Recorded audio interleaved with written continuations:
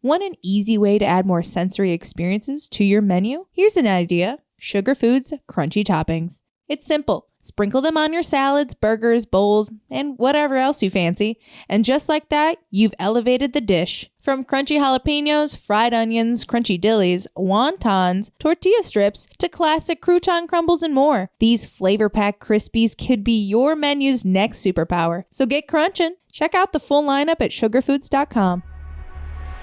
Taco Bell is bringing back its popular crispy chicken nuggets. About 75% of all restaurant traffic is off-premises. And Jollibee is seeing huge growth. Welcome to Restaurant Daily, a quick rundown of the day's top industry news from the editors of Nation's Restaurant News and Restaurant Business. I'm NRN Managing Editor Leanne Zinsmeister. And I'm RB Managing Editor Heather Lally. Taco Bell is bringing back its popular crispy chicken nuggets, which debuted in December and sold out in less than a week.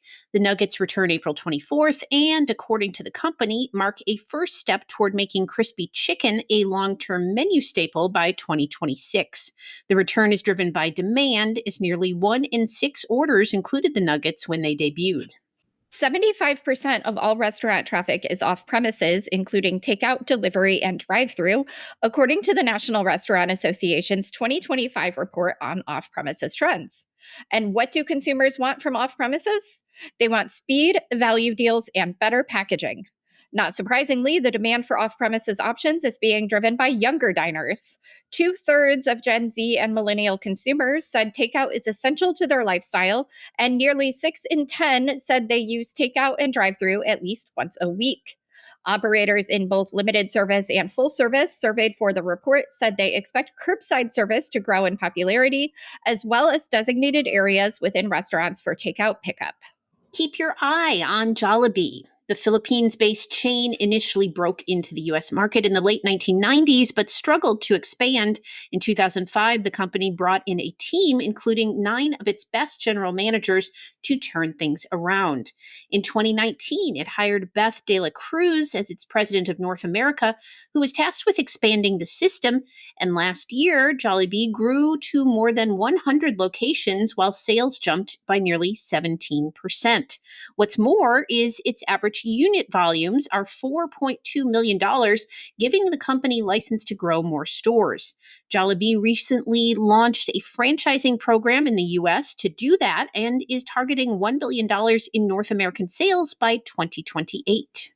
Olympic track and field champion Gabby Thomas on Tuesday shared advice at the Restaurant Leadership Conference in Phoenix, inspiring parallels between the restaurant industry and her sport.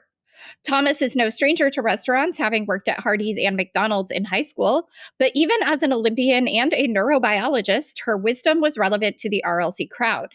Thomas advised trying new things, finding something to ground you when the going gets tough, and prioritizing patience and consistency. Her ultimate message was to remember your purpose and find your why. Restaurant executives are less worried about tariffs than they are about the consumer. Multiple executives said in interviews with Restaurant Business over the past few days that they are worried about tariffs, particularly for things like packaging and equipment. And a growing percentage of operators tell Technomic that they are worried about higher food costs and their ability to raise prices. But they are more worried about the state of the consumer, as these tariffs damage consumer confidence and hammer the stock market. If that happens, that could hurt sales as consumers cut back on dining. Ford's Garage, the burgers and craft beer restaurant, has signed a deal with franchisee FG Nova to expand into the northern part of Virginia. The brand said the development deal calls for at least 3 new restaurants, likely in the Alexandria, Fairfax, and Woodbridge areas. Three Forks on April 8th opened a 4th steakhouse in the Village on the Parkway, a shopping and dining area in Addison, Texas. About 40% of the tables are booth 2 tops, according to Curtis Osmond, president of Three Forks and Silver Fox, which are both concepts from Dallas-based Consolidated Restaurant Operations.